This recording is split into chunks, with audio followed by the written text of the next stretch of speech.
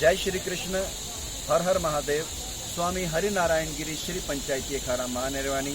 तो आज हम आपके लिए जिस पावन तीर्थ के दर्शन लेकर आए हैं, उस पावन तीर्थ का नाम है गंगनानी। आप जिस पावन मंदिर को पीछे देख पा रहे हैं, इसी स्थान पर पराशर ऋषि ने बैठ करके तपस्या की थी। जब पराशर ऋषि ने देखा कि उनके पुत्र वेदव्यास योग्य हो गए हैं, पराशर ऋषि ने अपने ही पुत्र से श्रीमद् भागवत महापुराण का श्रवण किया।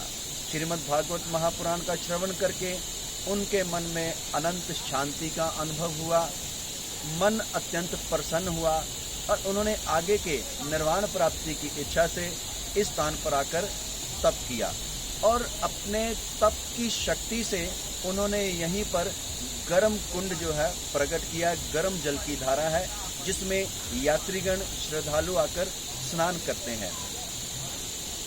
साइंटिस्ट जो है अक्सर कहते हैं कि यहाँ पर कुछ रॉक्स, कुछ पत्थर इस प्रकार है जिसकी रासायनिक प्रक्रिया से गर्म जल की धारा निकलती है।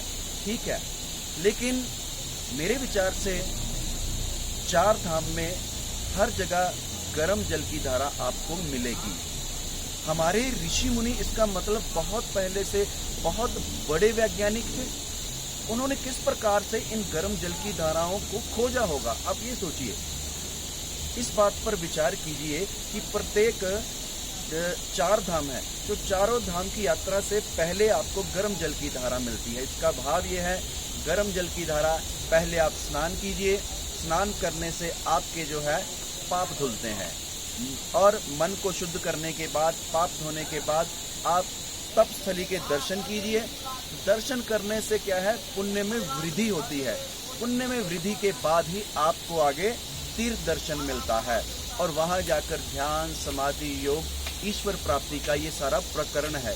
क्योंकि हमारा इस बात को कभी भी विज्ञान से मत जोड़िए, क्योंकि हमारा जो आध्यात्मिक विज्ञान है वो आज से कहीं ऊपर था। वो दिव्य दृष्टा ऋषि मुनि थे, दिव्य दृष्टि उनके पास थी।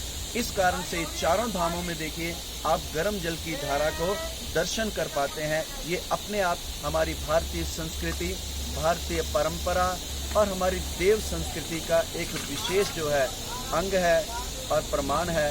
इसलिए इस स्थान को नमस्कार करते हुए आप सबके लिए जय श्री कृष्ण, हर हर महादेव।